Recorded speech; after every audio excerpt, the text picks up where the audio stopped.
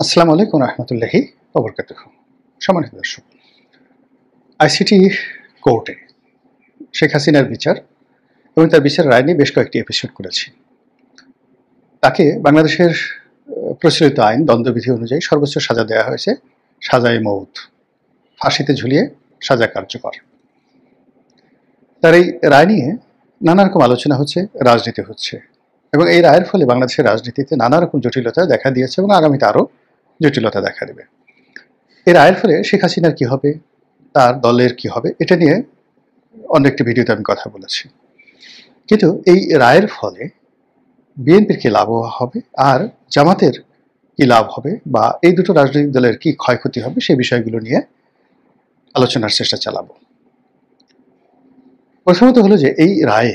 আপাত দৃষ্টিতে জামাতের একটা বিরাট ল্যান্ডমার্ক ভিক্টরি হয়েছে। আগামী দিনে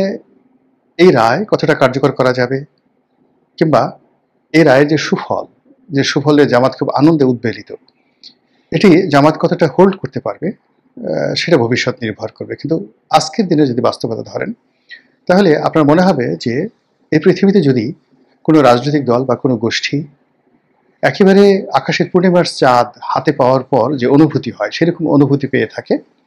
তাহলে নিঃসন্দেহে জামাতের প্রতিটি নেতাকর্মীর মনে আজকে সেই ধরনের অনুভূতি। তাদের সবার বাড়িতে খুশির বন্যা, সবার বাড়িতে ঈদের আনন্দ, এবং এই মুহূর্তে তারা যে আত্মবিশ্বাস ফিরে পেয়েছে, সেই আত্মবিশ্বাস কতদিন তাদের থাকবে সেটা মুখ্য বিষয় নয়। মুখ্য বিষয় হলো যে এই আত্মবিশ্বাস নিয়ে তারা তাদের রাজনৈতিক প্রতিপক্ষকে যে ধাক্কা দিবে এবং রাজনৈতিক প্রতিপক্ষের উপর তারা যে চ্যালেঞ্জ ছুড়ে দেবে, সেটি তাদের প্রতিপক্ষ এই মুহূর্তে সামাল দেওয়ার মতো অবস্থা দেখাতে পারবে না। আপনারা সবাই জানেন যে আওয়ামী লীগ জমানাতে জামাত খুব দুঃখ পেয়েছিল বিভিন্ন কারণে। তাদের অফিস বন্ধ করে দেওয়া হয়েছিল, তাদের শীর্ষ নেতাদেরকে ফাঁসিতে ঝুলানো হয়েছিল, এবং কেবলমাত্র ফাঁসিতে ঝুলানো হয়নি, ফাঁসিতে ঝুলানোর পর তাদের পরিবার পরিজনের উপরে যে অত্যাচার চালানো হয়েছিল এটি খুবই দুঃখজনক ছিল এবং বেদনাদায়ক ছিল। যেমন ধরুন, দেলোয়ার হোসেন সাঈদী সাহেব মারা গেলেন, এখন তার একটা ভালো জানাজা হবে, তার কবর জিয়ারতে লোকজন যাবে, এটাও সরকার করতে দেয়নি। মীর কাসেম আলী সাহেব মারা গেলেন, তার পরিবার শোক করবে, মাতম করবে, কিন্তু তার পরিবর্তে তার ছেলে ব্যারিস্টার আরমানকে তাকে গ্রেপ্তার করে নেওয়া যাওয়া হলো, গুম করে রাখা হলো, আয়নাঘরে রাখা হলো। এরকম অসংখ্য ঘটনা, যারাই ওই সময়টাতে জুলুম অত্যাচারের শিকার হয়েছেন ইন পার্সন, তাদের দুঃখ কষ্টের শেষ ছিল না, তাদের পরিবারের দুঃখ কষ্ট বেদনা এবং অপমান, এটার কোনো রকম যাকে বলা হয় মানে তুলনা করার মতো কোনো কিছু ছিল না। তো ফলে তারা কেঁদেছেন, ভীষণ নামক কেঁদেছেন, এবং তারা মজলুম ছিলেন, তারা আল্লাহর দরবারে প্রার্থনা করেছেন, কেঁদেছেন, কৌশল করেছেন, শেখ হাসিনার পতনের জন্যে তারা চেষ্টা করেছেন, তদবির করেছেন, এবং সর্বোচ্চ, এতে কোনো সন্দেহ নেই। আবার এখন এই যে আওয়ামী লীগের যে পতন এবং পতনের পরবর্তীতে এই যে আওয়ামী লীগের নেতাদের যে বিচার হচ্ছে, এর ফলে তারা খুব আনন্দে উদ্বেলিত, তারা খুশিতে আত্মহারা, তারা আল্লাহর দরবারে শুকরিয়া জানাচ্ছে তাদের বিশ্বাস অনুযায়ী, এতে কোনো সন্দেহ নেই। এখন এই যে তাদের এই আনন্দ প্রকাশ করতে গিয়ে ৩২ নম্বর ভাঙা বা বিভিন্ন স্থানে মব তৈরি করা, কিংবা তাদের এই আনন্দের সঙ্গে আবার মুক্তিযুদ্ধের যে ন্যারেটিভ সেই ন্যারেটিভটা চেঞ্জ করে দেওয়া, কিংবা ৭১ তাদের যে কর্মকাণ্ড সেটাকে জায়েজ করা,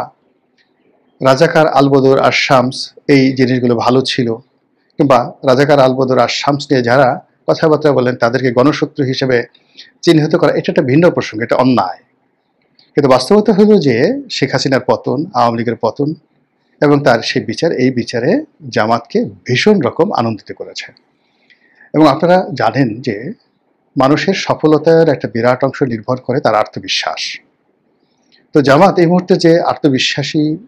হয়ে পড়েছে, যে আত্মপ্রত্যয় তারা যাকে বলা অর্জন করেছে, এটি আপনি দেখতে পারবেন জামাতের অফিস আদালতে। তাদের অফিস আদালতে, বাসগৃহে নিত্য নতুন ফার্নিচার এসছে। জামাতের আমিরের একটা সোফা সেট দেখলাম, এটা কি তার অফিসে না বাসায় এটা আমি বলতে পারবো না। তো এই সোফা সেটগুলো রাজকীয় সোফা সেট, মানে যমুনাতে বা প্রধানমন্ত্রীর কার্যালয়ে বা বেগম জিয়ার যে একেবারে পার্সোনাল রুমে অফিসিয়াল রুমে তিনি যে সোফা সেট ব্যবহার করতেন ঠিক একই মানের সোফা সেট জামাতের আমিরের জন্য আনা হয়েছে এবং মেহমান কয়েকজন ফরেন ডিপ্লোম্যাট তার সাথে দেখা করেছেন এবং সেখানে আমি দেখলাম যে সম্ভবত লিগেসি ফার্নিচারের সেই রাজকীয় সোফা সেটে তারা বসছেন, মধ্যে সেই জামাতের লোগো এবং যে পর্দা সেট আপ করা হয়েছে, তারা ধরেই নিয়েছে যে আগামীতে জামাত ক্ষমতায় আসবে এবং জামাতের আমিরুল মোমিনিন, কাজী তার যে মর্যাদা, তার যে সিংহাসন, তার যে আসন, তার যে প্রতিবেশ বা পরিবেশ, এর সব কিছুই এই রাষ্ট্রের প্রধান ব্যক্তি তার সে স্ট্যাটাস মান মর্যাদা অনুযায়ী করতে হবে এবং সেই কাজটি তারা করে চলেছেন। অন্যদিকে তাদের একেবারে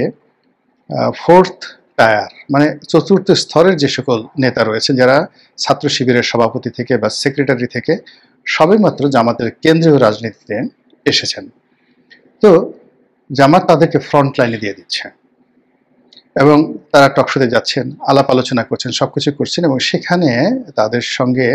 বিএনপির বাঘা বাঘা নেতারা তর্ক করছেন, বিতর্ক করছেন এবং সে সকল বিতর্কে এই জামাতের যারা চতুর্থ স্তরের জুনিয়র নেতৃবৃন্দ, তারা সেই সিনিয়র নেতৃবৃন্দদেরকে নাস্তানাবুদ করছেন। এটা তাদের আত্মবিশ্বাসের ফল যে তারা এখন যে পর্যায়ে আছে সেখানে আমিরে জামাত কিংবা জামাতের মহাসচিব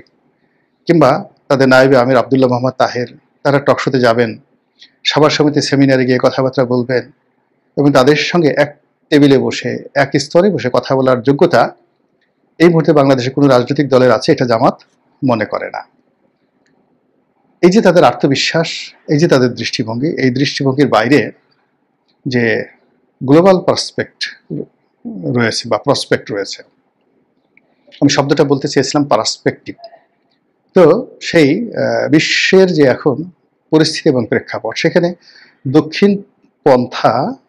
যারা অবলম্বন করেন রাজনৈতিক দলগুলো, কট্টরপন্থী রাজনৈতিক দলগুলো, তারাদের জয় জয়কার। ভারতের নরেন্দ্র মোদী, আপনি ইটালির যে এখন প্রধানমন্ত্রী তাকে ধরেন, এরপরে ডোনাল্ড ট্রাম্পকে ধরেন, চীনের শিকে ধরেন, এভাবে সারা দুনিয়াতে গিয়ে দেখবেন যারা তাদের দেশে যারা কট্টরপন্থী, ও ইতিমধ্যে আপনি নেদারল্যান্ডের প্রধানমন্ত্রীর কথা চিন্তা করেন, ফিনল্যান্ডের প্রধানমন্ত্রীর কথা চিন্তা করেন, মানে সবচেয়ে কট্টরপন্থী ধর্মভিত্তিক রাজনৈতিক দলগুলো ক্ষমতায় চলে আসছে এবং খুবই জনপ্রিয় হয়ে তারা সেখানে ক্ষমতায় চলে এসছে এবং এসে তারা বেশ ভালো করছে। আপনি সেই যে ইটালির যে প্রধানমন্ত্রী, তাকে তো এখন বলা হচ্ছে দ্বিতীয় মুসোলিনি, কিন্তু তিনি যেভাবে সারা ইটালিতে যে সাড়া ফেলে দিয়েছেন, দুনিয়াতে যেভাবে সাড়া ফেলে দিয়েছেন, তার যে জনপ্রিয়তা, সে তুলনায় তার যে